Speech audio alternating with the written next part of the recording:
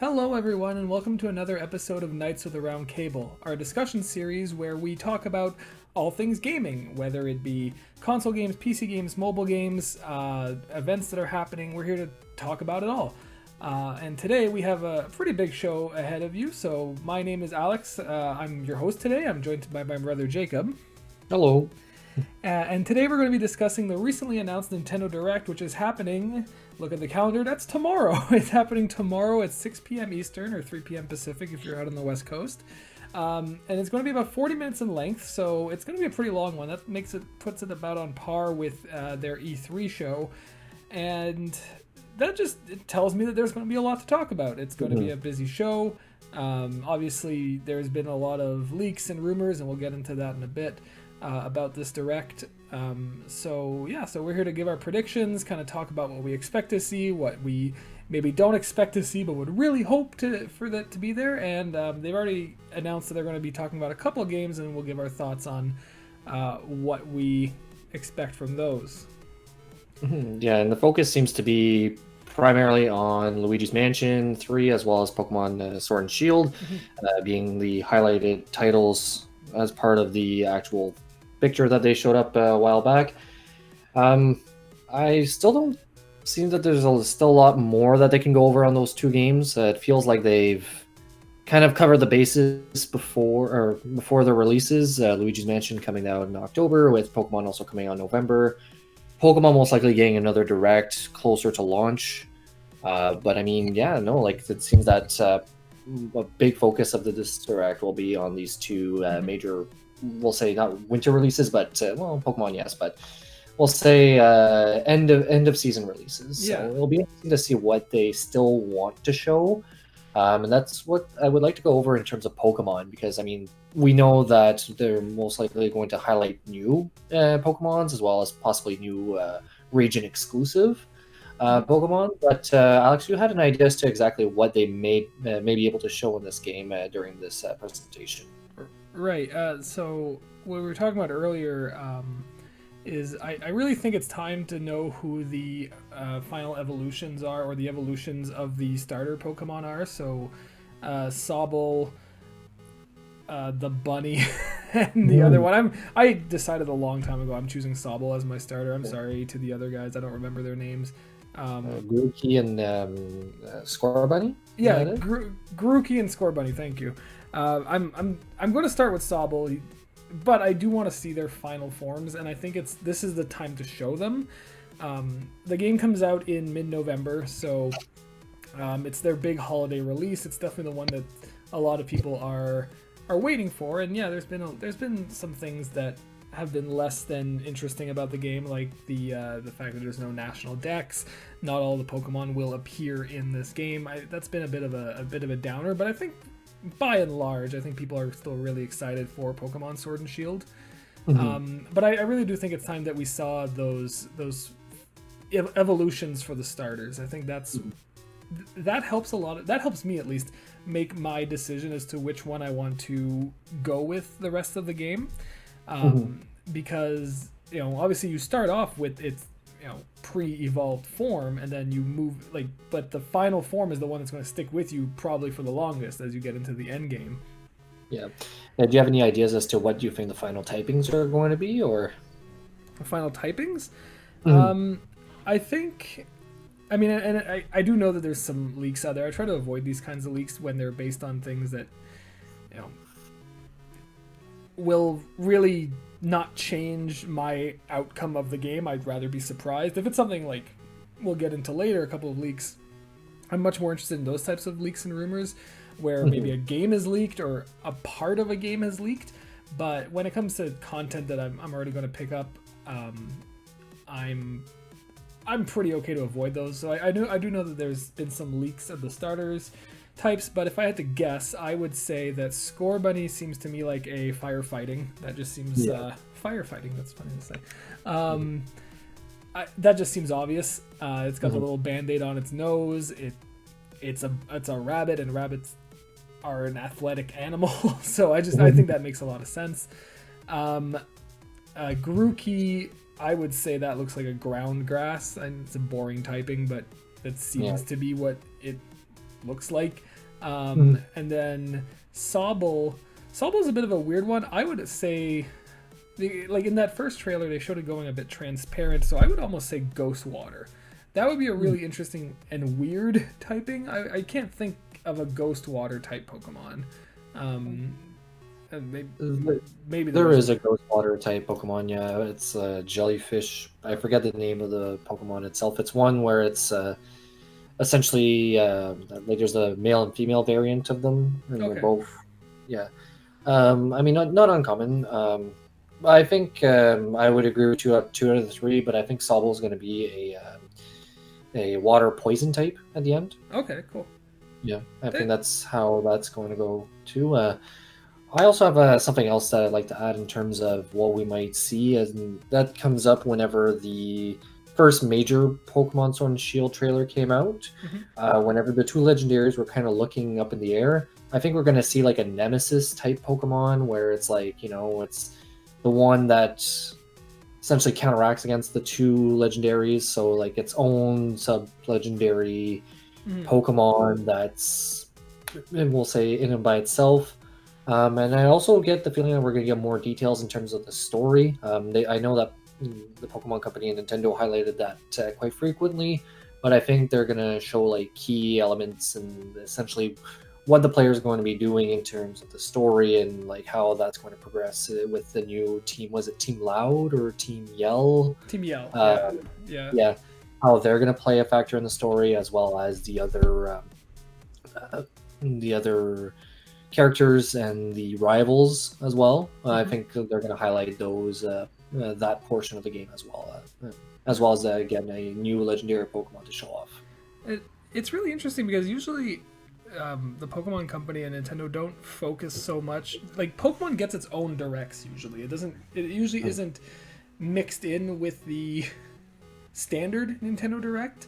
I think even before this E3 we got a little bit of a Pokemon Direct. It was only like 5 minutes long, but that's when we got the reveal of Sword and Shield. I might be getting my dates wrong, but I'm pretty Sword and Shield were revealed on their own. They weren't shown off as part of a larger Nintendo Direct. So it is a bit odd that they were saying that they're going to put focus on it, but at the same time, it is their big holiday game. As far as we know, after Pokemon, there's nothing else for Nintendo. I think like they obviously there's going to be more games for the Switch. That's not what I'm saying. It's just that there's first party wise, that's pretty much what's capping off the year. So it'll be very interesting. I'm curious to see how much of a dive they go into it. I don't think we're going to get any details on stuff like Pokemon Home, for example, which I know a lot of people are asking for details on because we don't know what that is.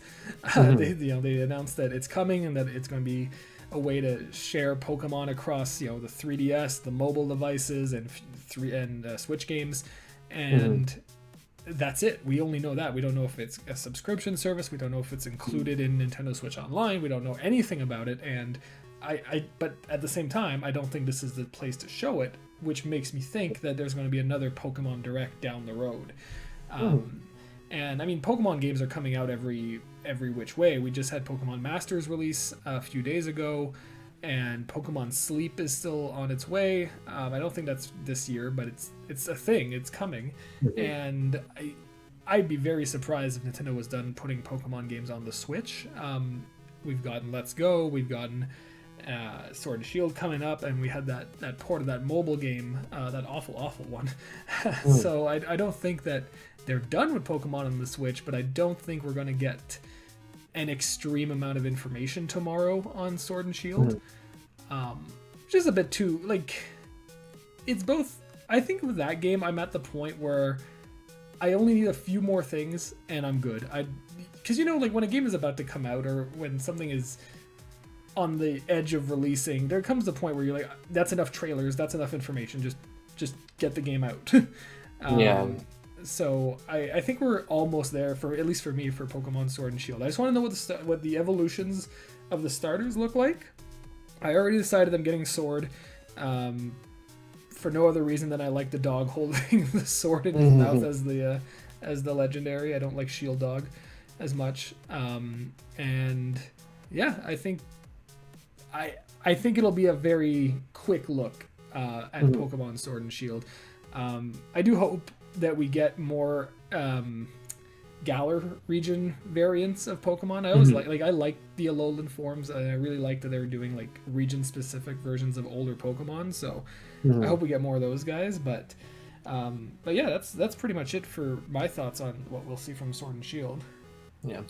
No, they've already have a Switch Lite that's coming out with Sword and Shield. Do you think that they'll do a specific bundle with the current Switch, or do you think the Switch Lite bundle is the only one that we're going to get? Well, it's not a bundle. So the Switch Or, Lite is just a special edition console. It's not a. But no, I don't. Not at all. I don't think Nintendo will bundle Pokemon with the Switch. I think if there is going to be a holiday bundle, a probably much more likely game would be Super Mario Maker 2.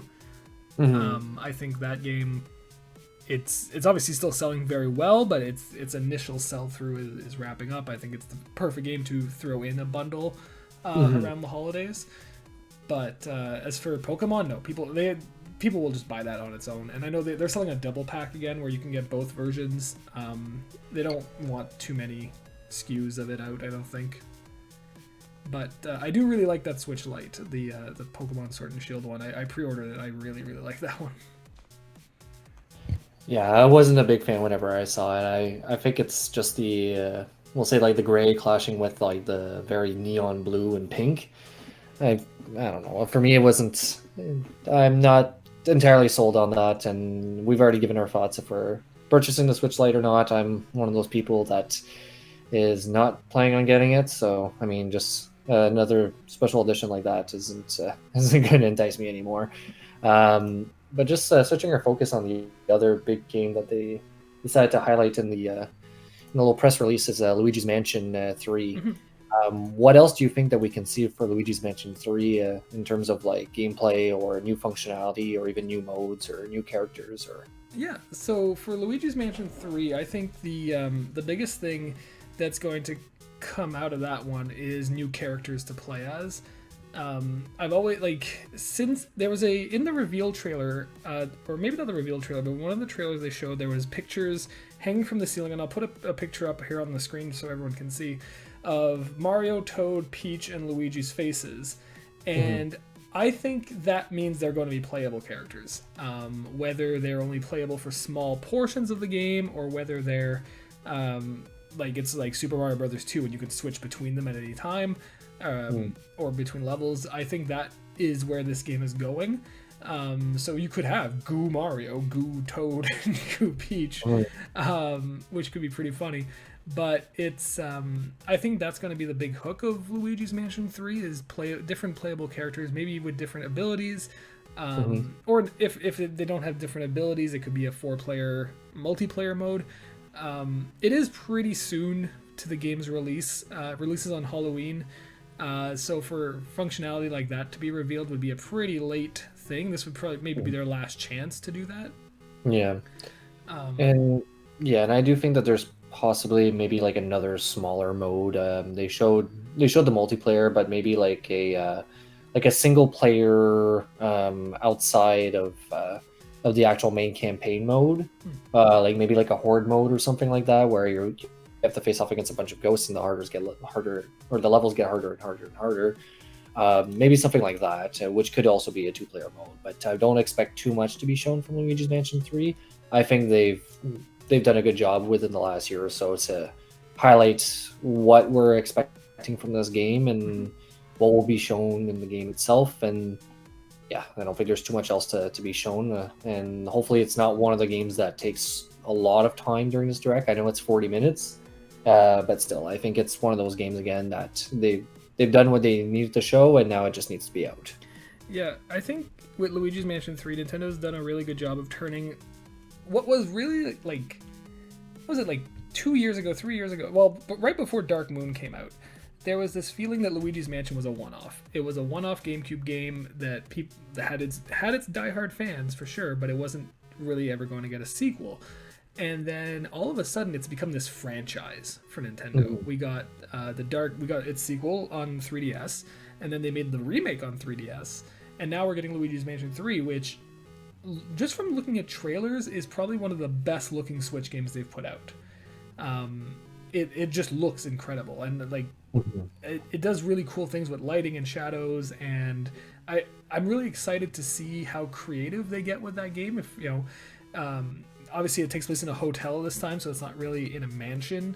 Mhm. And they've already shown like different like themed areas of the hotel, which is really cool. And I'm really looking to see how creative they get with this game in Mhm. terms of the art style and everything.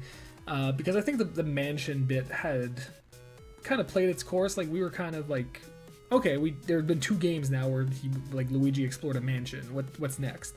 And Yeah. a haunted hotel.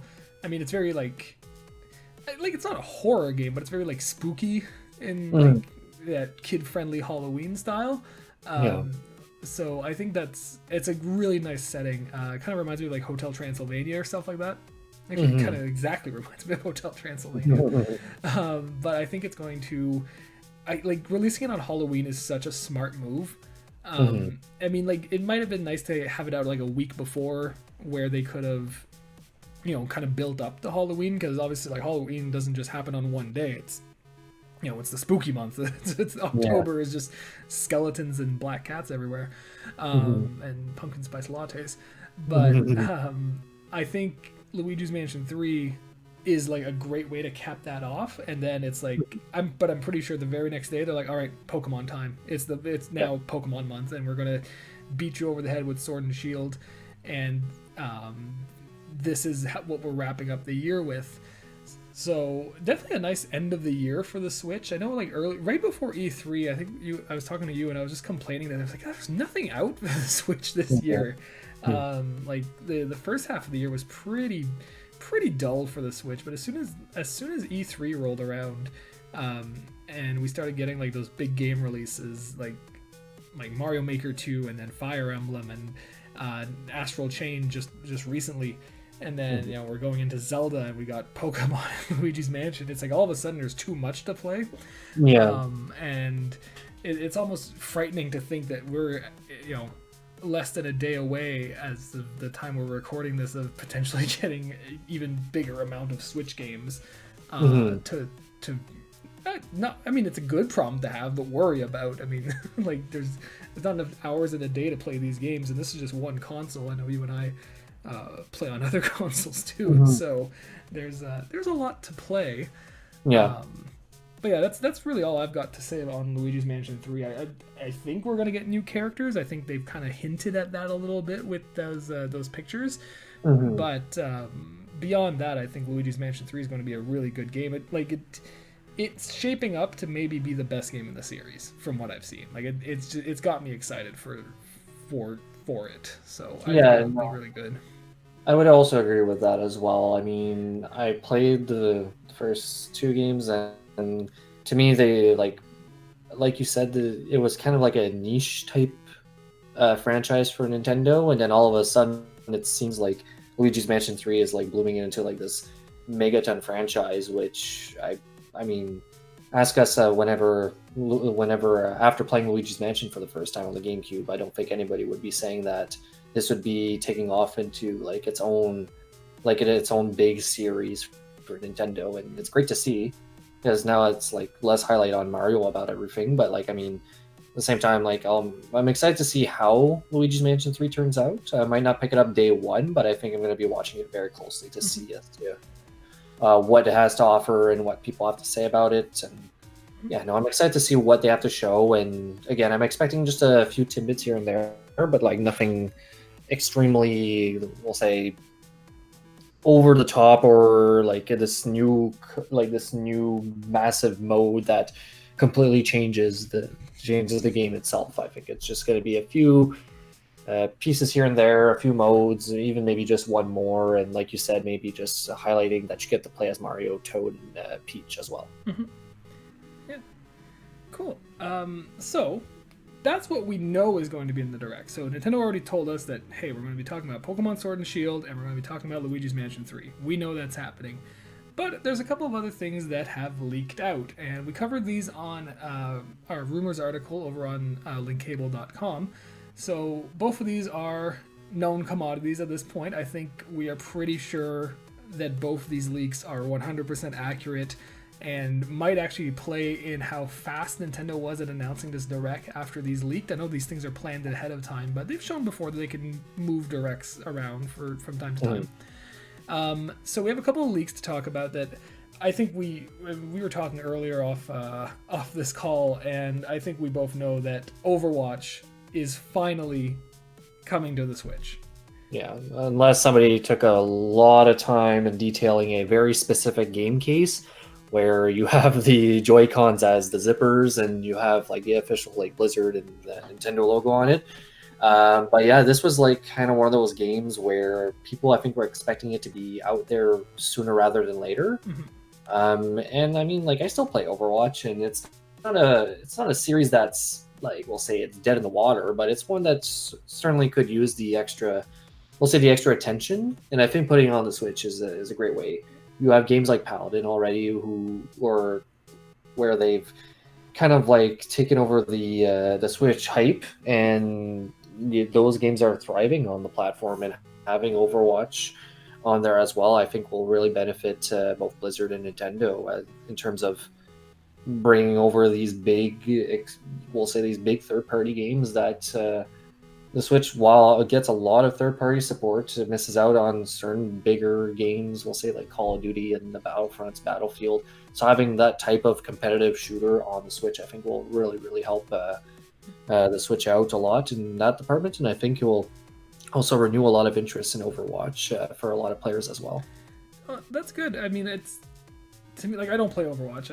I'm not a shooter type or that type of shooter player. I'd rather play something more squad or team based. But so my issue with this release is that it feels to me as a casual observer that it is way too late.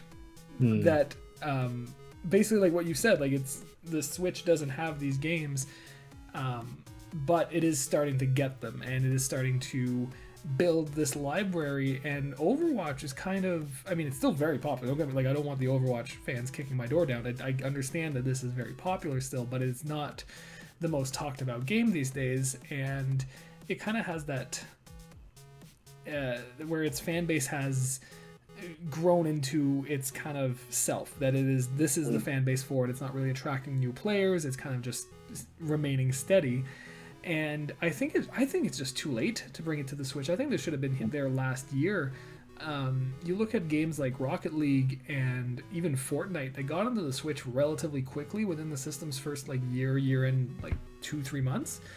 And those games just blew up and were extremely popular on the Switch. And now that you have things like The Witcher 3 and just Pokemon that we just talked about, Animal Crossing coming next year, obviously all these games are in very different genres, but they all take up so much time. And I think you're just getting to the point where Switch owners are saying, but we got new games now. We don't really have time to play this game that I've already been playing on my Xbox or PC or PlayStation 4. I mean, it sounds like we're just in different opinions, where you think it's going to grow the fan base, and I think the fan base is not growing anymore for Overwatch. I kind of see it like a bit like Apex Legends, that blew up very quickly and then kind of stopped. I see Overwatch had more of a build up. It grew up, it became much larger than Apex Legends, but it also has stopped. And I don't know if, I think it's too late. I think it's about a year too late to bring Overwatch to the Switch. They did Diablo 3 instead, and maybe it was an easier game to port. Maybe they thought that the Switch owners would be more interested in a dungeon crawler like Diablo rather than Overwatch. But I think Blizzard should have brought Overwatch to the Switch first instead of Diablo 3. I can agree with that as well. But I mean, at the same time, I mean, the people who play Overwatch would like to also have the option to play on the go. If there was like the option, for example, of cross-play between your Switch, your Xbox, or your PC, then I think that would be even like a greater get for Overwatch. But again, I can agree where we'll say like the time has passed on Overwatch. But at the same time, I do think that there's also an opportunity for Blizzard to really we'll say, push that third-party support for the Nintendo Switch in a way that a lot of other third-party companies have been able to do. Like, there's a lot of people that say that certain games are able to come to the Switch, and then to have, again, The Witcher 3, Doom, Wolfenstein, and now Overwatch potentially, which I hard to confirm at this point, but like, I think it just proves a lot of people wrong, and I think people are just enticed in regards to that. It is most likely a downgraded version of what you can play currently on any other platform. But at the same time, I think it's going to be a version that people are going to want to play, especially on the go if they do have the opportunity to. So I think Overwatch on the Switch will do its time, and I think it will do very well actually. But I can agree again where there's that kind of like, time has passed on this game, and where does it go from here? And there's already been talks about Overwatch 2 or a sequel to the game by Blizzard themselves. So I mean, it'll be interesting to see how Overwatch turns out, especially since the rumors state that will be out very soon, between October and December. I've seen both, where one says October and one says as a holiday game like early December. Yeah, I mean that makes sense from a launch window too. I mean, like, it's the kind of game where September is already so jam packed. If any new game was announced for September, I would say, like, what's the point? Like, you're going up against literally every possible game in terms of just market share and just people's time to actually play these games, and money, obviously. Like, people can't afford every single game that comes out usually. So Overwatch releasing around the time of Pokemon, I think actually makes sense. They're different audiences for those games. I don't know. I have a hard time seeing Overwatch as exciting anymore coming to the Switch. Last year I would have been like, yeah, absolutely, I think the Switch needs this game, and now I'm like, no, I don't think it does. But the other leak we had, and this one comes from Nintendo themselves, who updated their Super Smash Brothers DLC website or page with just a listing of a DLC character number 4, where it said, there's a new character, there's a new stage, there's music tracks, all this stuff that typically comes with a DLC character. And then they either forgot to remove or forgot it was there the copyright that whatever this character is and the stages and the music belongs to SNK. So SNK, being a third-party company, kind of pushed everyone to believe that, hey, the next Smash character is going to be from SNK. And that got us all thinking, like, hey, who could this character be? Which SNK character could possibly be joining Super Smash Bros. Ultimate? And we put up an article on the website. I wrote it there where it was the 3 characters from SNK that think would have the best chance of making it into Super Smash Bros. Ultimate. And while putting that article together, it was funny because I kind of realized there's only one character that makes any sense. The other 2 were like plausible, but I mean, when you compare the whole Smash roster, kind of besides themselves, especially the DLC ones, they wouldn't really fit in. They're not of the same clout, I would say, as characters like Joker or Banjo and Kazooie. So the 3 characters that I put up there were Terry Bogard from the King of Fighters series, and Fatal Fury, which is also King of Fighters.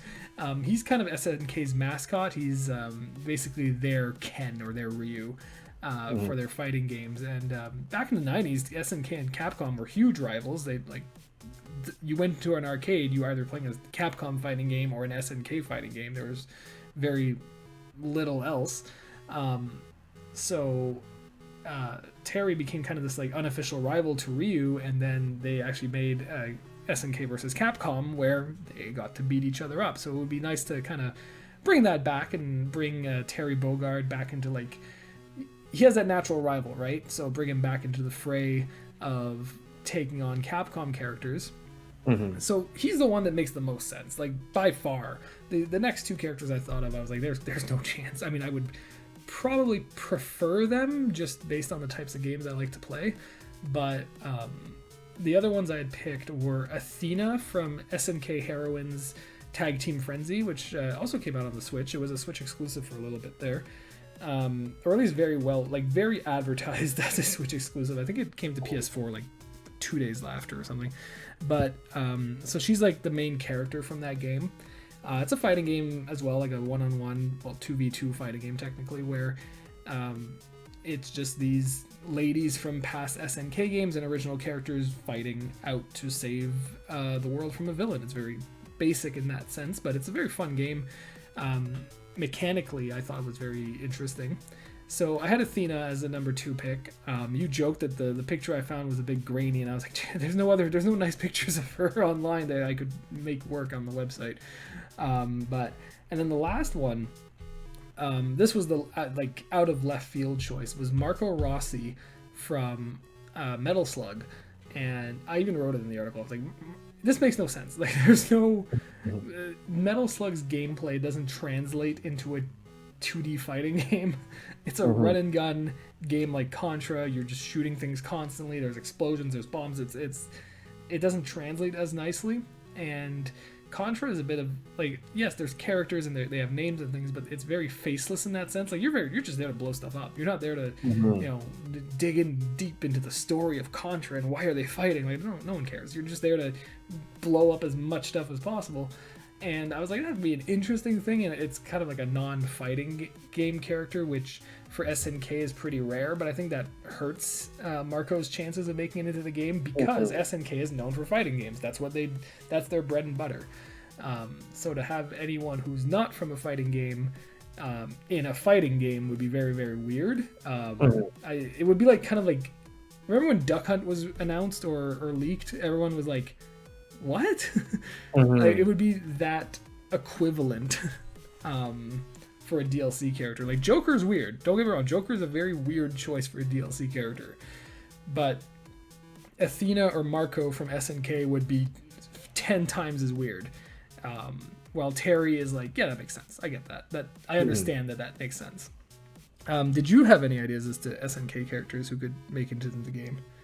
I mean, I think it would be the same picks, besides maybe, because I know one of the leaks that highlighted saying that it would be a female fighter that fans would not expect but still enjoy. I know there was that leak that was going about for a while. I think that that leak also said that it would be an uninteresting female character. Yeah, so I mean, like, I know like certain SNK fighters, and I would have to agree that it would be Terry. That would be the top one pick, and I think it'd be the only viable one at this point. If it were to be, we'll say an SNK fighter. Besides that, no, I don't think anybody else would really fit the bill as a we'll say as a Smash character at this point. I think Terry would be a great pick, and in addition to Smash, and to go along with the other DLC characters.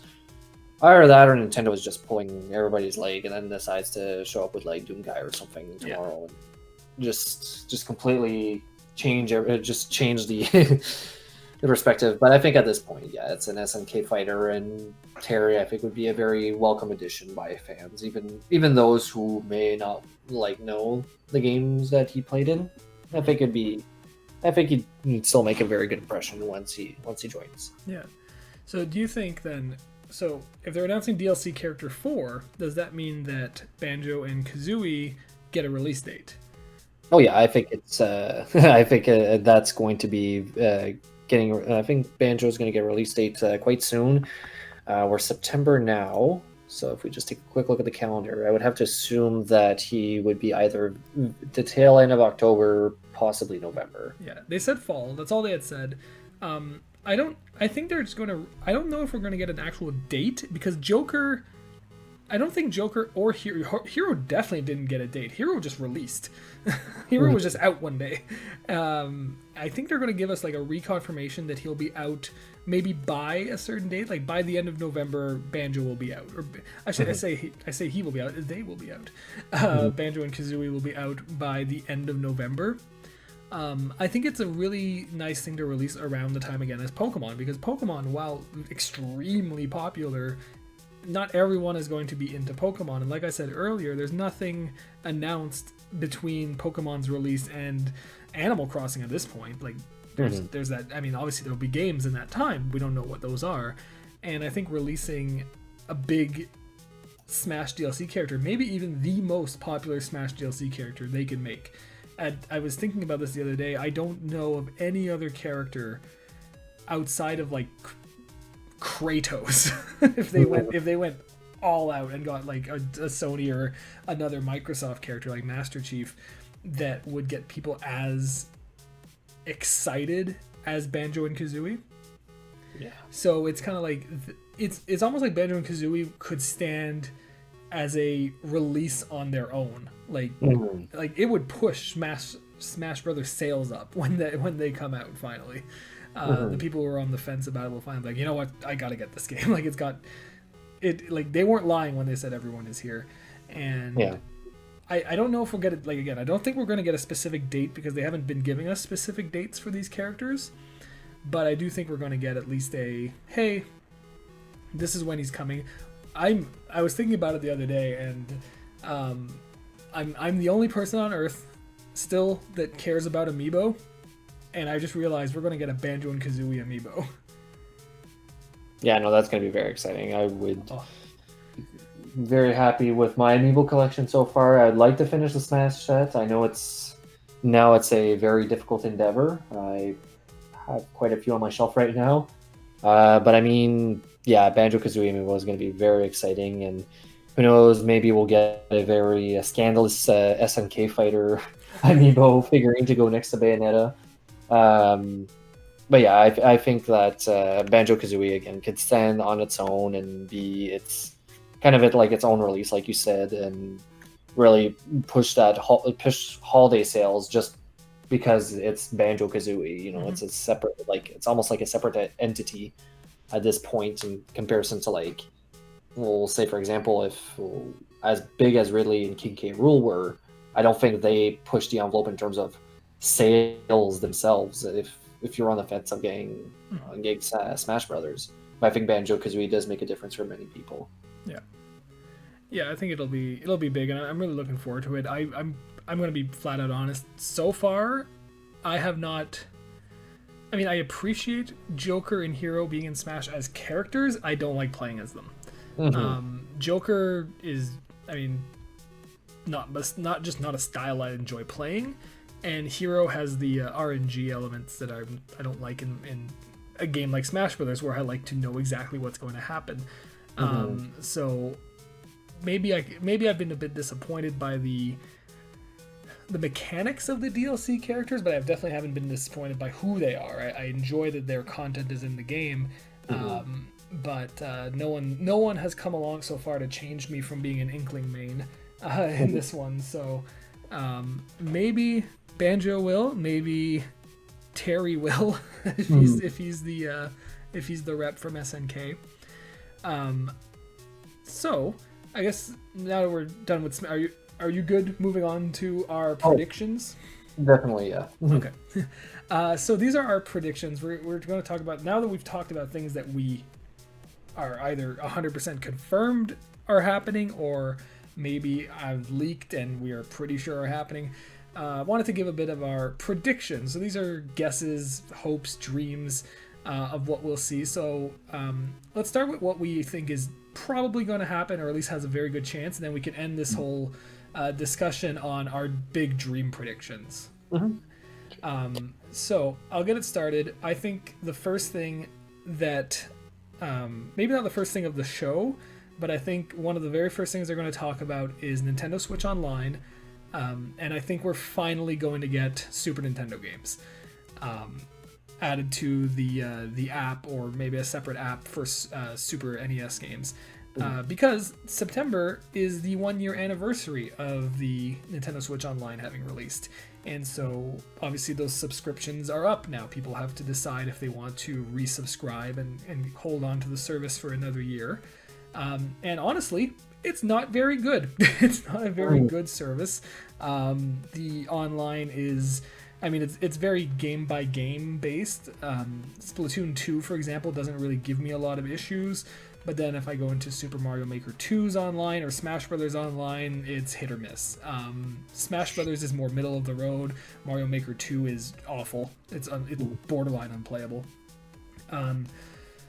So Nintendo needs to offer something to get people to resubscribe, and I don't think suddenly promising to change their entire online net code and to make it more stable is very viable. I think the easiest answer to that is saying, hey, we gave you a year of NES games, now here's a year of SNES games. And I think that will, and especially if they keep the price the same, if they don't change the price and they're just like, we're not releasing NES games every month now, we're just going to release SNES games at the same price point, $20 a year, I think people will be very interested in that. Obviously it's funny because there's still some NES games I would like them to release, especially like Earthbound Beginnings. I know it's one of those games that's on the Wii U desert right now. The only way you can play Earthbound Beginnings is if you get a Wii U and download it from the Virtual Console. That is not good. I don't think many people are like, oh, you know, I gotta get the Wii U so I can get Earthbound Beginnings, but it's the kind of game that would get people really excited, and because it's not a game a lot of people have gotten a chance to play. Same thing with Star Fox 2 is a game that I think would make a lot of sense putting on the SNES online service, if that's a thing, because it's currently on the Super Nintendo Classic Island. You can't play it anywhere else but this mini console that I'm pretty sure is out of print. Like, they don't make it anymore. So releasing these games would make a lot of sense. And then there's all, you know, there's so many SNES classics. Like there's probably more so than NES. Like you got Super Mario World, A Link to the Past, F-Zero, Star Fox, Donkey Kong Country, all these games that you could re-release and people would be extremely excited for. And I think Nintendo could get away with keeping the price the same. If they started offering like N64 games, it would probably be a bit much because those games are generally like bigger experiences. I think if they ever like started like a Nintendo 64 online service, they would up the price of the whole thing. But I think we're going to get SNES games. I think this is the time to announce it. It's a year. Everyone's credit cards are going to get charged in a few weeks. How do you make sure that they stay subscribed? Here's the next bonus. Here's the next gift for you. Yeah. Now, and just in light of SNES games coming to this Switch Online service, is there, because you spoke about games that would potentially be bigger hitters in terms of providing like a more of a unique experience for players, is there one in particular do you think that Nintendo would highlight in terms of being the main game besides the ones we know like Super Mario World and Zelda and Donkey Kong Country?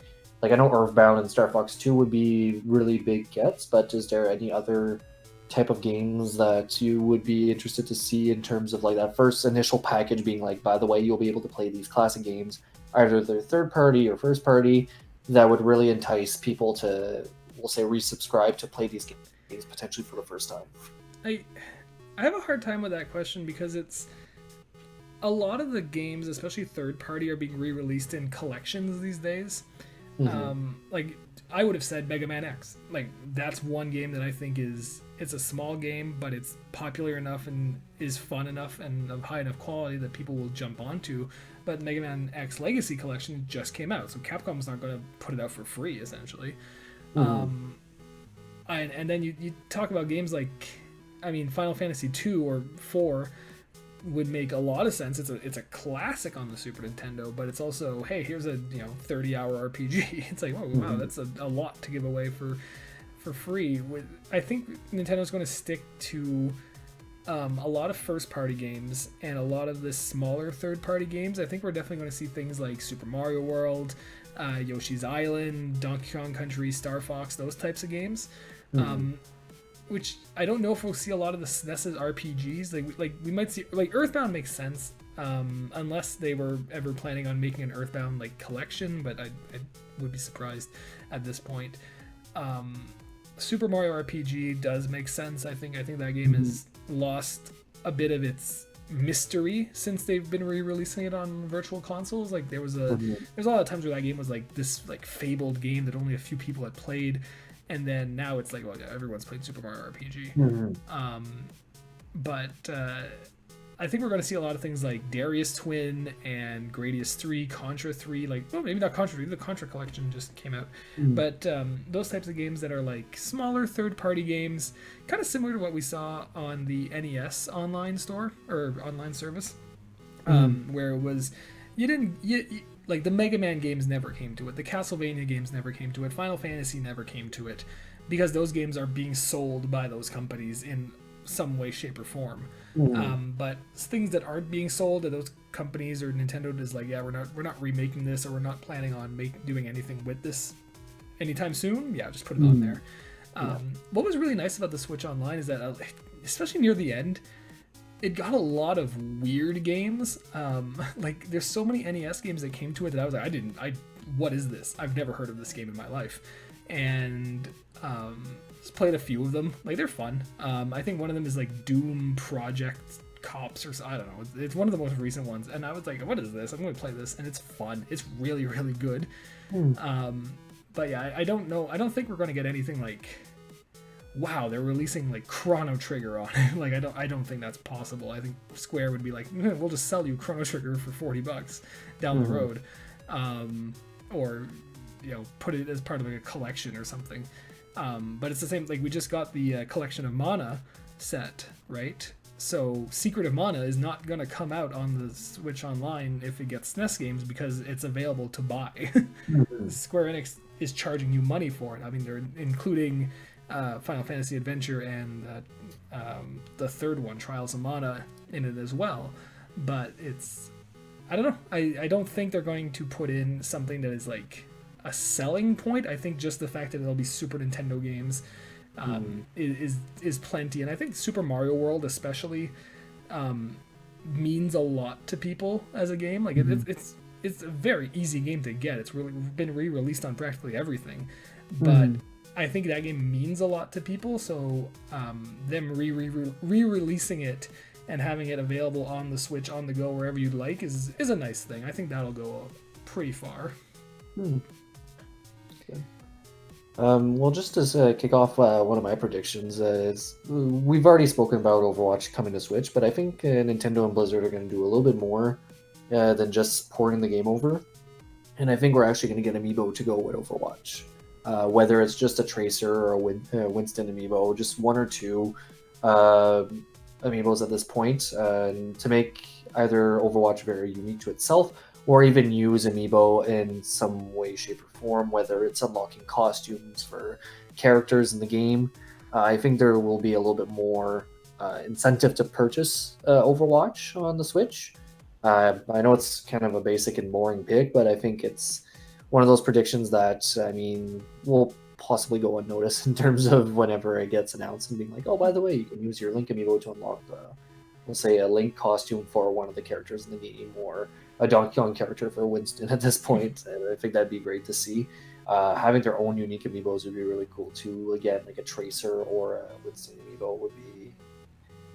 I would really like that. And I mean, they did it for we'll say, a lowly goblin enemy in Diablo 3, so I don't see why they can't do it for Overwatch, given the fact that the popularity of Overwatch right now in comparison to Diablo is very different right now. And I think again, it goes back to the point where you're trying to entice new people to pick up Overwatch if it is to come to the Switch, and I think this is one of the ways that they'll be able to do it. Either, once again, it's through their own Amiibos, or if it's using your previous Amiibos that you have in your drawer at this point to good use. Yeah, I maybe see that.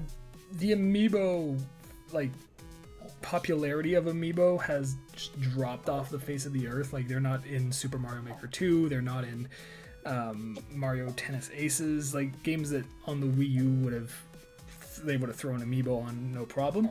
But I mean, Blizzard did make an Amiibo for Diablo 3, so why not? Like, if it's a third-party Amiibo, I could see it happening. But if it was Nintendo themselves making it, I would say that's unlikely at best, unless an Overwatch character is coming to Smash Brothers. Yeah. Which I think at one point people were kind of hinting at, given the case that we saw that we'll say, like, for example, Tracer or another character from Overwatch was coming over to Super Smash Brothers. But with the SNK leak, I think that kind of pushed it in the back burner. Mm-hmm. Maybe it's the final character. Who Maybe. knows? But I mean, yeah, I think again, if any amiibos is to come out, I think it now has to be third party or it has to be a really big game. Because Mm-hmm. I mean, look at Breath of the Wild; they had their own amiibos. Mario Odyssey then had three, Mm-hmm. kind of just shoehorned amiibos. And since then, not many other games have been, we'll say, catering to the amiibo crowd as basically every Wii U game prior had at least 10 amiibos to go along with it. So, Yeah. but yeah, I think at this point, if Overwatch is coming to Switch, and again, if they're looking to entice people, I think one way to do it is to essentially have amiibos that you can collect. Well, again, whether it's cards or just very small figurines that for just a few characters, because Overwatch seems to be expanding through every update basically with Yeah. new characters and new faces to play with. So I think having amiibos to go along with that, I think that would be a great way to try to differentiate Overwatch on the Switch than on any other platform. That makes sense. All right. So my next prediction then is it's the most boring prediction I have. It's just updates on games we know. We already know these games exist. We know they're coming. There's nothing new or wild, but I think we're going to get fresh looks at 3 games. We're going to get a fresh look at No More Heroes 3, which they announced at E3. I think that game is further along than people think in terms of development. Suda51 kind of hinted at the fact that the game had actually started development around the time where Travis Strikes Again was very much done. So I think we're going to get a fresh look at No More Heroes 3 as well as a release date. I think we are going to get a release date. It's going to be April 2020. So I'm putting it on the internet, so it's true. I'm saying April 2020 for No More Heroes 3. I think we're going to get a new trailer for Bayonetta 3. I think that one is much further off than I think that's a late 2020 game. Might be it would be the Luigi's Mansion 3 of 2020. It would release around Halloween. Just because Astral Chain just finished, and that was a very big project for Platinum Games. Obviously, they can work on multiple games at once, but I think that, especially for the Switch, releasing one a year makes a lot of sense. So Bayonetta 3, I think we'll get a fresh look, maybe a bit of a story trailer. We already got a kind of a look at it at the Game Awards last time we saw it, but I think we're going to see something new from that game. And then the other one is one that I think just disappeared. I think we're going to see a bit of Town. That's the RPG from actually Game Freak or Creatures. I can't remember. I think it's Game Freak, or it might be Creatures. Someone correct me on that one because no, it is Game Freak. It is Game Freak. Okay, so that's the Pokemon developers game, and it's been so long. Like we had that one trailer that showed this kind of RPG light type game, and then nothing, and it looked pretty good. I mean, obviously they're working on Pokemon Sword and Shield. That is the priority. That is it is the biggest game coming to the Switch this year. It's got to be top notch. But I think it's time to see a bit about Town. I really don't think it's releasing in 2019 like they had said. I think it's been delayed. So I think we might see a bit on Town. Maybe a confirmation that it's coming in 2020, or just kind of a coming later type thing. It was really hard from that trailer to get a sense of how big that game is. I don't know if it's a full price AAA RPG or a little eShop game. Like I really couldn't get a good scale of the game in the trailer they showed, but I don't think it's coming out this year. I think that's a 2020 game. But that's my prediction number 2. I think we're going to get updates on No More Heroes 3, Bayonetta 3, and Town, with No More Heroes 3 getting a solid release date of April 2020. That's good. And just to let you know, it seems that Town has a trademarked name, or at least there's a leak about it, Little Town Hero, that was trademarked by Game Freak, so that could be the name of the actual game itself. Little Town Hero? Little Town Hero, That reminds me of, on the Wii, I think it was Little King Story. Hmm. Just kind of they're probably unrelated, but Hmm. it just kind of reminds me of that. That was a fun game. Hmm. Okay, okay, that's fine. But I don't know when it's. I still don't think it's coming out this year. Mm. For my second prediction, I think, and I wrote about it just a week ago, and this is why I'm bringing it up again. But any news on Shin Megami Tensei 5? Oh yeah, that Having, exists. yeah, just like I don't need like gameplay or anything like that. I just want a trailer. Like I just want like confirmation that this game is still well in development. I know they've like Atlas themselves stated that yes, this game is already in development and we're working really hard on it. But I just want to see some progression from just a cinematic trailer that they showed almost 2.5 years ago. Well, At this point. that's the only game from the Switch reveal, so the January event that they had in 2017, that is still not out. Yeah, Every other game has come out. and I expect it to be a later game, and I think everybody else also had that in mind. But I think just having a like a confirmation that like where this game's, we'll say, direction and just overall just the idea of what to expect from this game, I think is like hasn't been shown in any way, shape, or form, hasn't been talked about, and it's a game that's been really forgotten. And I think it's one that really needs to be shown in some capacity, whether it's at this direct or even at the Game Awards. But I think now it's a time to show it, especially if you have a 40-minute direct. I think you can squeeze in a minute trailer, just reassuring the fans that hey, this game is coming. Don't worry, Yeah. it's on its way. Now stop bugging us for another year, and then we'll release it. But again, I think it's one of those games that just needs to be shown as something. All right, my last prediction. This one's a bit more exciting. I think we are getting, and this is going to be the and one more thing. Nintendo's done that a lot in their directs lately, where they start with something big and then they end with a big reveal. And I think the last, and here's one more thing, will be Pikmin 4. I think we're finally going to get Pikmin 4. Miyamoto has been talking about this game since Pikmin 3 came out. I think it's time. There's no Pikmin game on the Switch right now. Pikmin 3 wasn't a launch title for the Wii U, but it was shown at the Wii U's launch, so it was kind of like an early Wii U game.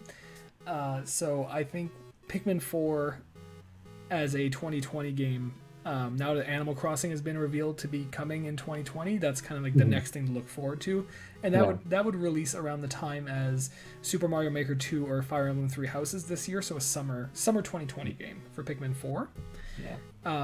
And then I also think that we're going to get a shadow drop of Pikmin 3 on the Switch. I think right then and there they'll say, hey, Pikmin 3 is available right now on the eShop, go pick it up. Not a deluxe edition, but kind of like they did with Tropical Freeze, where it's just, here it is. It's just, there's no new features, it's just, here's the game. Which it might actually be the best way to play Pikmin 3, because I don't know, did you play Pikmin 3? I haven't had the chance to, no. No, it's this weird game where it plays better with the Wii Remote and Nunchuck. So it's a Wii U game, but you're playing it with the Wii Remote and Nunchuck, but you still need to use the gamepad for your map. So it's kind of like trying to use like two controllers at once in that sense, where you have the gamepad either on your lap or on the like sofa beside you, and you're playing with the Wii Remote and Nunchuck, and it's this really awkward setup. I think they could fix that in a potential.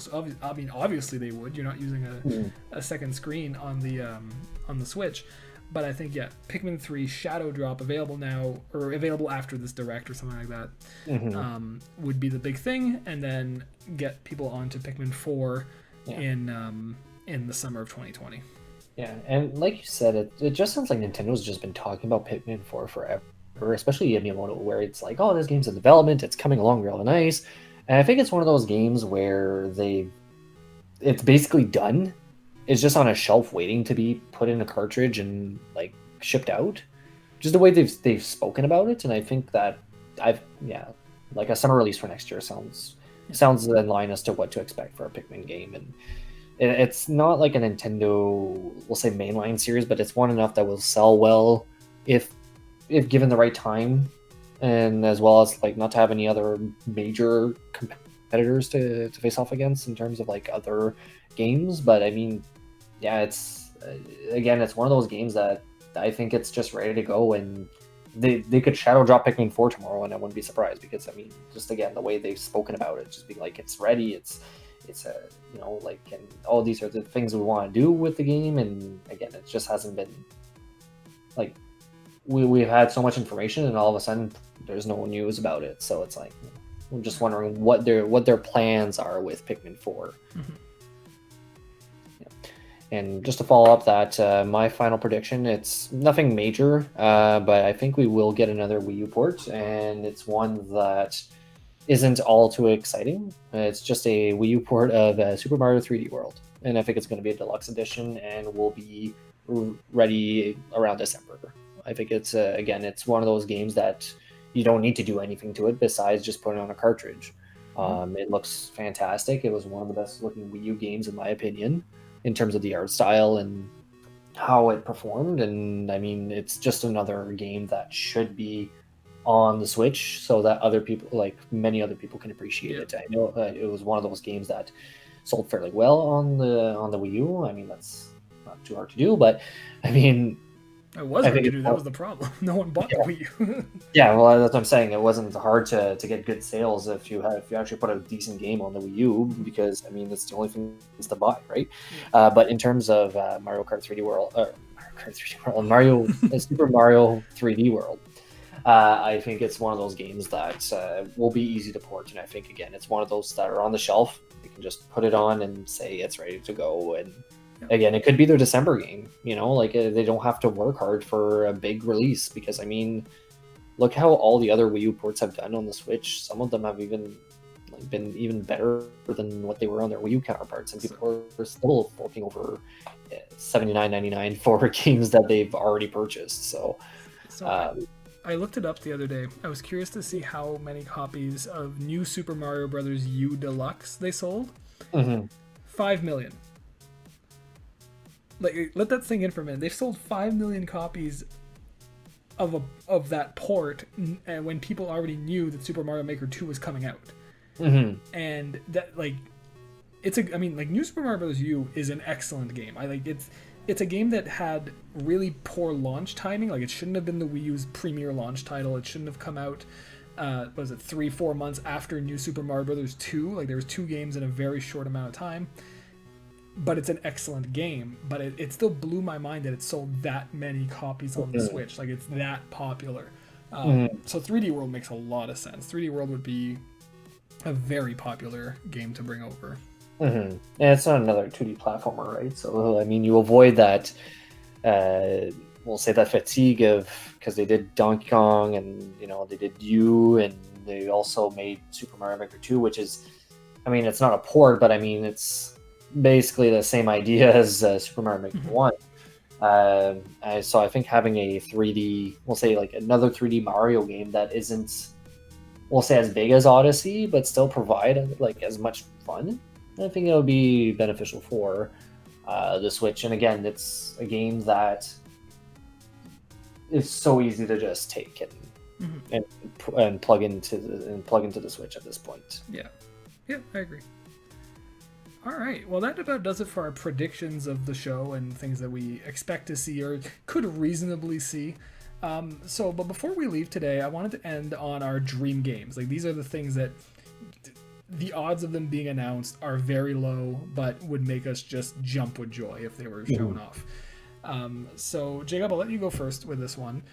So what is the game or games or thing that Nintendo could show off that you would just freak out for, that would be your dream game? Well, I mean, a port of Monster Hunter World would be fantastic, but I don't think that's even possible. I mean, we keep saying it. It's not like these games are not possible, and then all of a sudden they show up in some capacity on the Switch. But I think its own version of Monster Hunter, we'll say like a fully featured Switch Monster Hunter game that uses the same type of mechanics and in ways that we'll say how the world was built around Monster Hunter World, where you don't need to have to wait to go into these zones, and it's much more cleaner in terms of like the combat and the visuals and the camera angles. I think those, well, they are larger changes, but I think those changes are necessary for the Monster Hunter franchise moving forward. And I think having a Monster Hunter game on the Switch would definitely be beneficial and would be amazing to see. Yeah, I think the Switch, it's one of those things that's missing from the Switch. I know Generations is on it, and so it has a Monster Hunter game, but it doesn't have a modern Monster Hunter game. And I think that's really missing from it. So, I mean, I think it is going to happen? I don't, but that's what makes it a good dream game. So my dream games, I have two, and these are games I love. These are just games I love that I think would be better on the Switch. Neither of them was ever, or I guess there's three of them, were ever released in HD. They were on older systems or systems that couldn't do HD. I would absolutely go bananas if they announced a Bravely Default collection for the Switch. So Bravely Default and Bravely Second. I mean, not in the Octopath Traveler art style. It's the same developer, but like in its own style, but in HD. Those games were too big for the 3DS. Like, playing those games on the 3DS, it makes you want to see this on a full 60-inch TV in HD. They're gorgeous games with just beautiful art style, beautiful worlds, beautiful stories. I love them both, and I would love to be able to play them on the Switch. I've played through Bravely Default multiple times, and I want to play it again. Like, it is an RPG I can't put down. So Bravely Collection for the Switch. I don't think it's going to happen. I think Square Enix is very happy right now with what they're working on for the Switch. Obviously, they're doing the Seiken Densetsu 3 remake, the Trials of Mana remake, which is going to be a very big game.